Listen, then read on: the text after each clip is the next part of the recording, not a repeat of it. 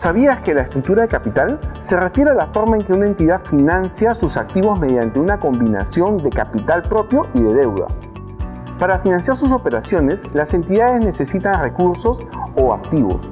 La estructura de capital es la mezcla específica de deuda a largo plazo y de capital que la empresa utiliza para financiar sus operaciones.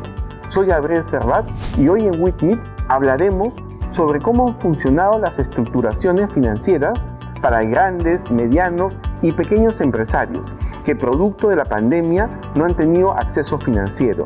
Han sido del sector agroindustrial, industrial, energía, petróleo, sector comercial, retail e inclusive del sector financiero. ¿Y cómo han funcionado o han interactuado los fondos de Europa, Asia y Estados Unidos? Para hablar a fondo de este tema, hoy contaremos con la presencia de dos especialistas, Alonso Saavedra y Felipe Chueca. Ellos dirigen Bradiscore Capital, una empresa de estructuración y financiamiento. Bienvenidos. Gracias. No, gracias a ustedes. Hoy estamos transmitiendo desde un lugar donde la prosperidad se vive a flor de piel. Estamos en las bellas oficinas de WeWork, ubicadas en Larco Miraflores.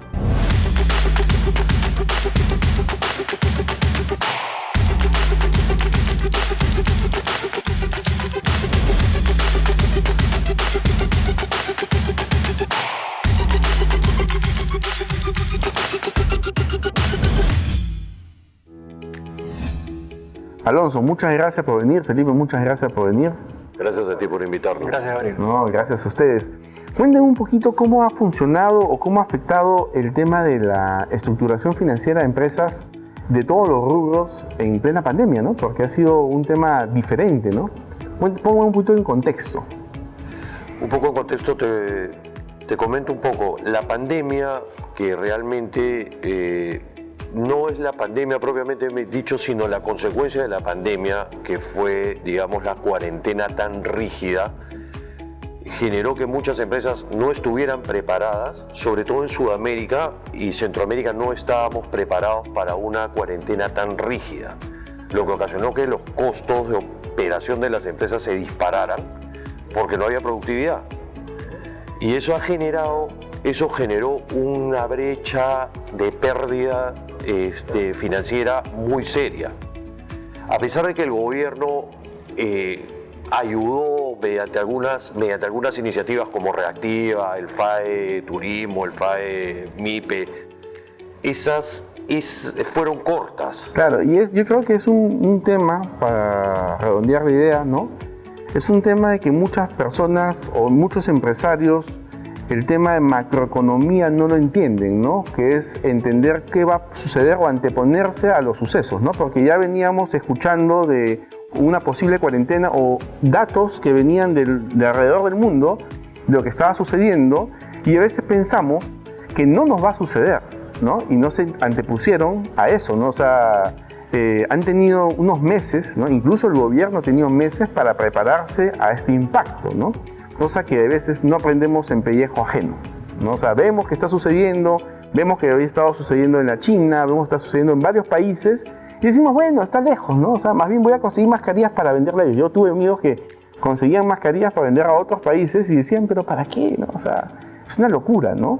Entonces, yo creo que más que todo un tema de desconocimiento a nivel macro los llevó a tener gastos innecesarios o no poder asumir costes de personal y N cosas que te quedas atrapado, pues, ¿no? Bueno, a nivel general nos hemos enfrentado a lo que nadie sabía qué resultados podía tener. O sea, es algo absolutamente nuevo y en realidad nuevo para todo el mundo. Y en Latinoamérica a veces somos un poco lentos al principio para reaccionar, pero luego somos bastante rápidos para adecuarnos. Y eso es lo que ha ido sucediendo, creo yo, de alguna manera, ¿no? No, sí, obviamente, ¿no? O sea, nos hemos ido acostumbrando a lo que es el home office, todo, pero literalmente incluso hablas de Reactiva, hablas de varias cosas, pero había incluso condiciones específicas para acceder a la Reactiva. Yo he tenido amigos que han tenido, tuve a una empresa amiga que tenía todo bien, pero había tenido un recibo de teléfono de muchos años y no le aprobaron el tema de Reactiva por un recibo de teléfono de Telmex, o sea, ya Telmex no existe, ¿no? Pero venía de esa época, ¿no? Sí, exactamente. El problema es que la condición de estructuración del crédito en el caso de Reactiva no alcanzó a todo el mundo porque la condición que pusieron para justamente la calificación de riesgo era demasiada, en algunos casos demasiado alto, y por eso que, digamos, cortó el flujo de efectivo para algunas empresas. Claro. Como tú dices, generalmente los perfiles de riesgo en las entidades financieras están basadas básicamente en lo que dice la empresa de riesgos. O sea, la empresa de perfil de riesgos nos dice, oye, sea Equifax, sea Círculo, sea propio Sentinel. Entonces, evidentemente, la persona que está en riesgos dice, oye, esta persona no paga el recibo de teléfono, menos me va a pagar en Reactiva. Obviamente, O sea, ¿no? O sea, no tiene una coherencia, ¿no?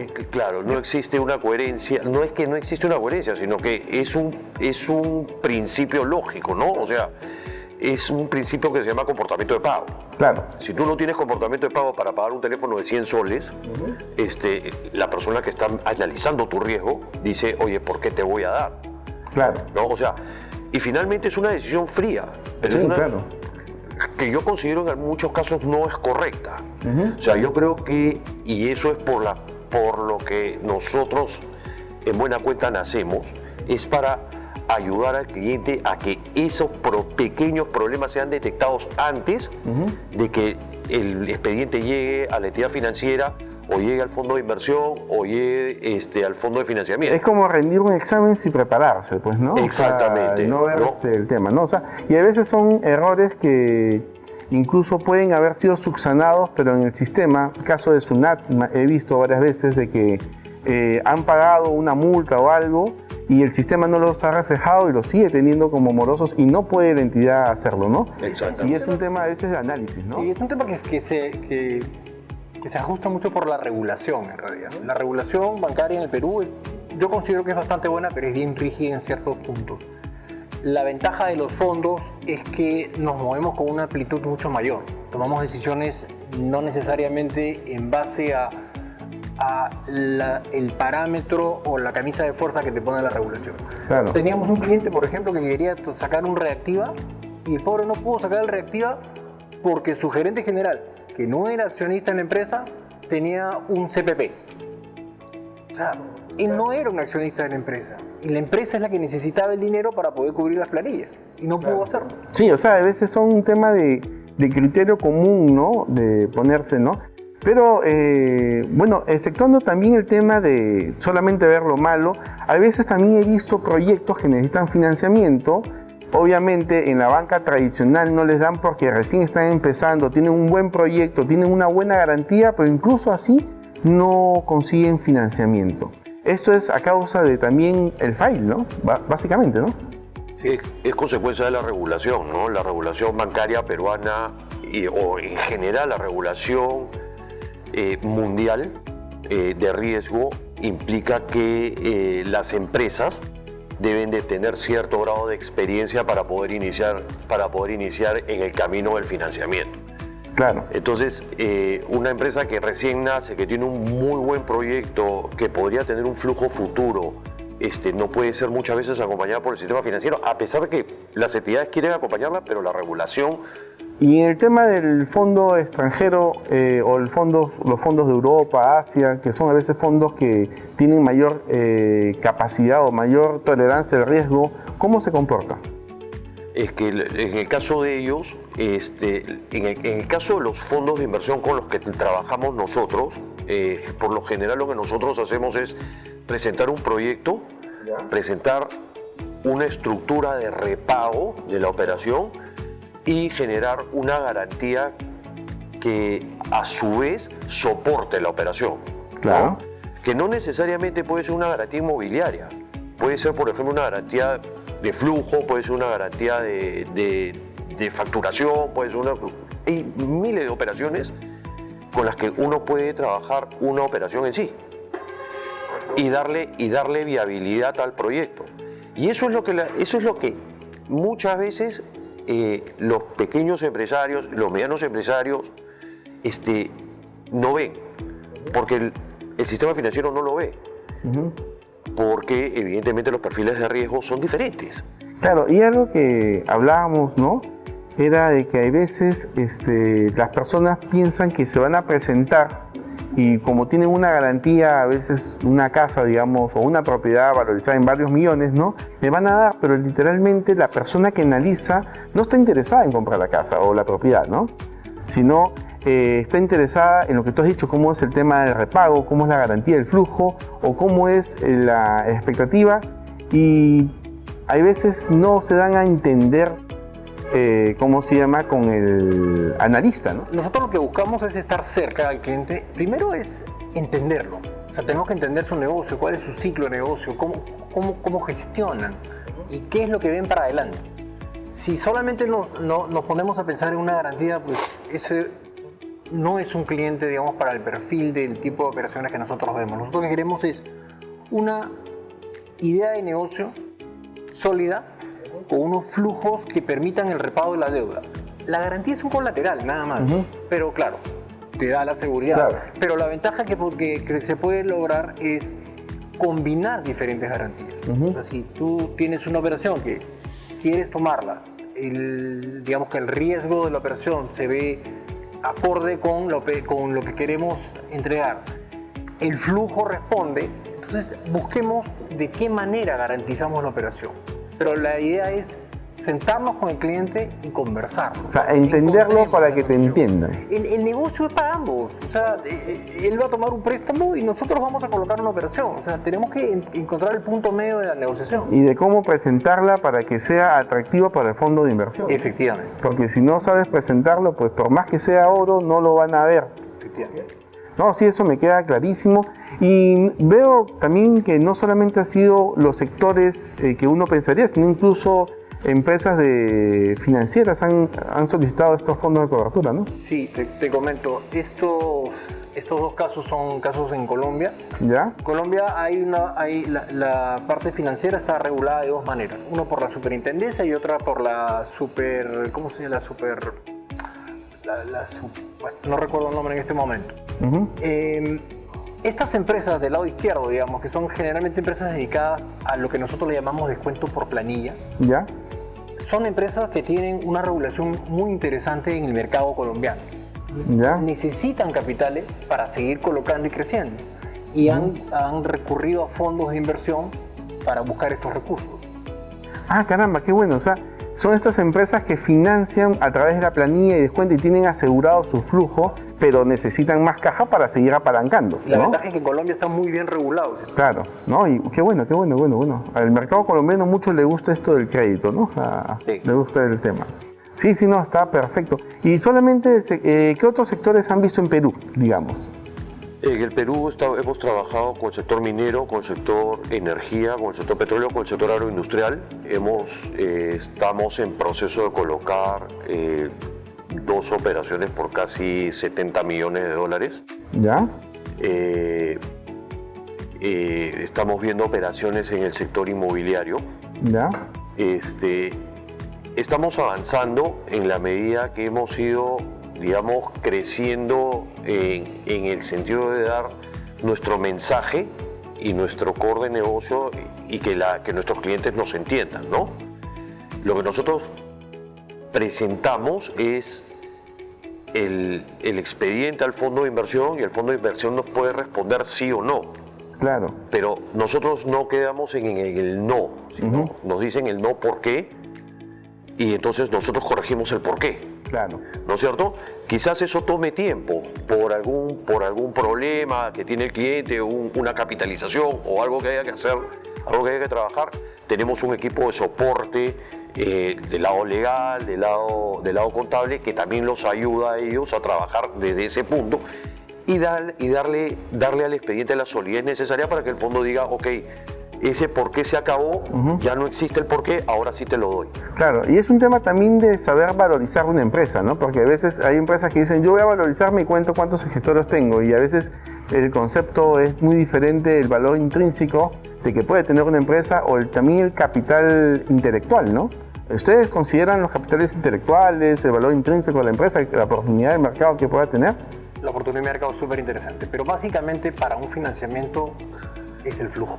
Claro. Es el flujo de caja el que te va a determinar si la empresa va a estar en capacidad de devolverte la operación.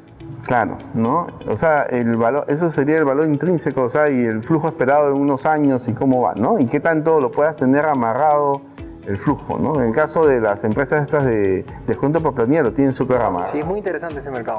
Pero, Claro. por ejemplo, yo te pongo, o sea, eso es un tema muy utilizado en el Perú. La gente se sienta, hace un flujo de caja, entonces dice ya, mi préstamo comienza a pagarse, digamos, en el mes de agosto. Entonces ahí comienzan a jugar con la cifra. Y lo que no entiende la gente es que esos juegos se detectan.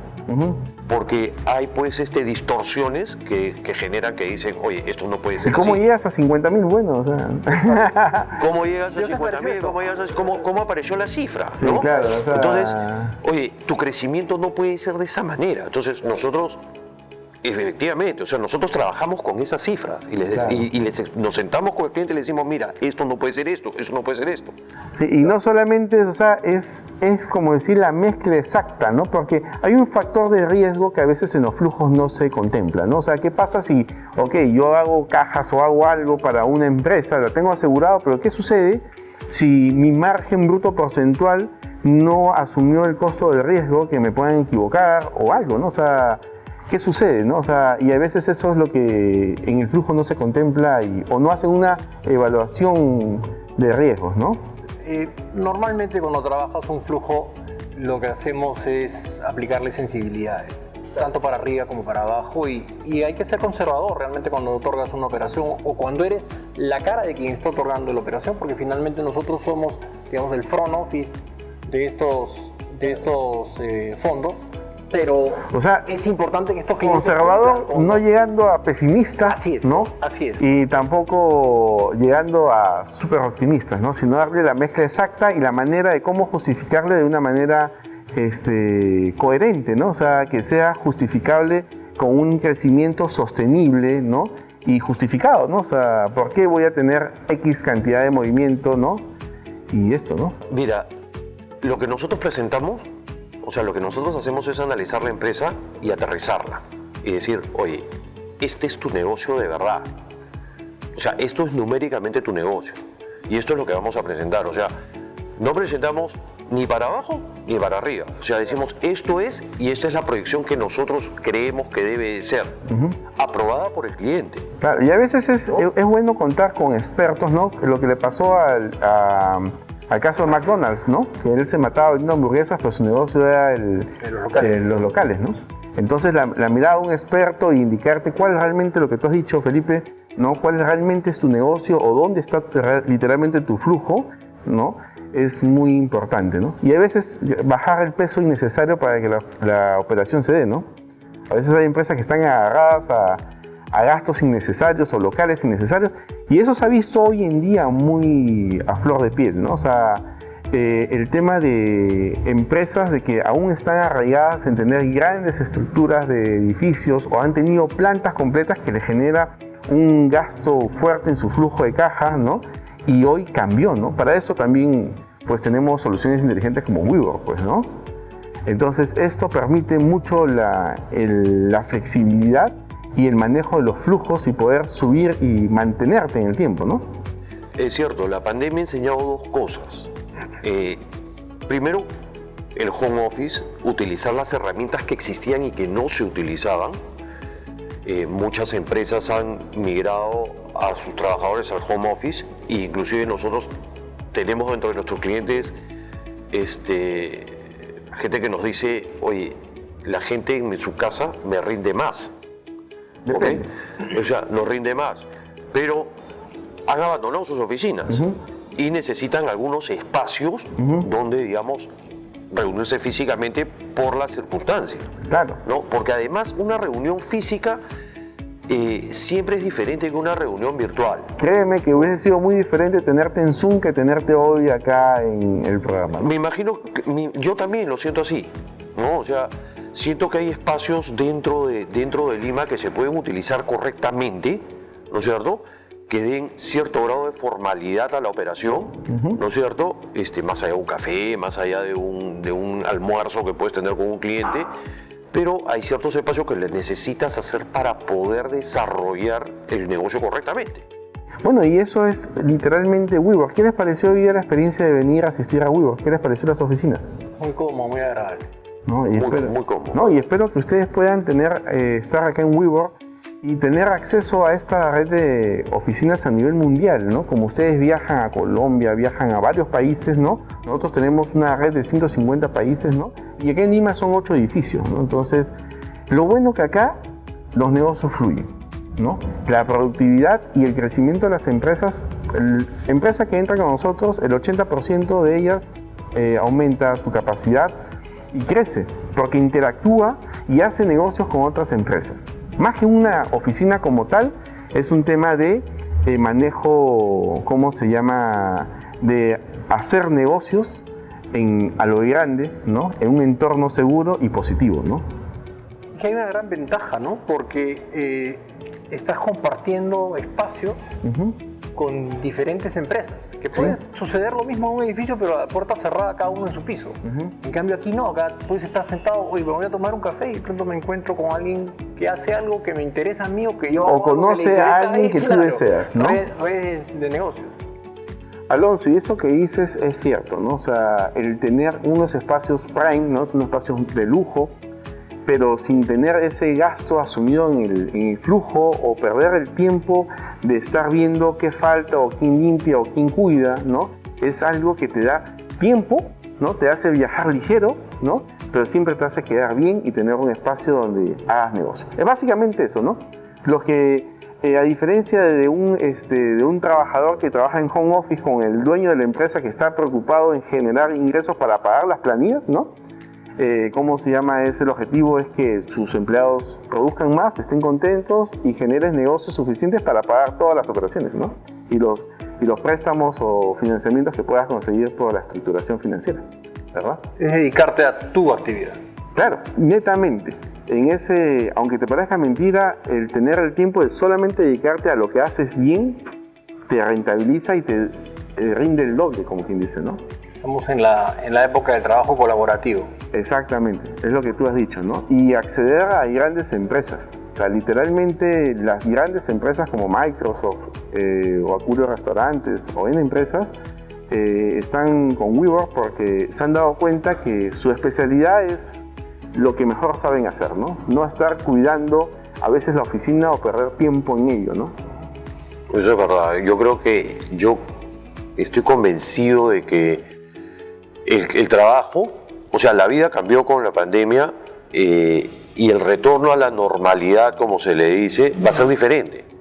Porque todos nos hemos dado cuenta que la colaboración va a terminar siendo un elemento importantísimo en los próximos años en el desarrollo económico de todas las empresas. La economía colaborativa vino para quedarse. Exactamente, eso es verdad. Correcto. Señores, ha sido un placer en verdad tenerlos hoy, ¿no? Y hablar de este tema tan importante, de lo que es la estructuración financiera. Y bueno, y saber que Bralix Core Capital es una empresa que analiza, ve el flujo y da acceso a estos fondos de inversión extranjeros, pues, ¿no? Muchas gracias. ¿no? Muchas gracias, Felipe. Muchas gracias, Alonso. Gracias, Gabriel. Y espero, bueno, tenerlos siempre acá en WeWork, ¿no? Y hacer claro que negocios sí. juntos. Muchas gracias. Gracias. Señores, hoy ha sido una bonita entrevista con Bralix Core Capital. Hemos tenido a Alonso y a Felipe que nos han visitado. Con nosotros ha sido hasta la siguiente edición. Muchas gracias.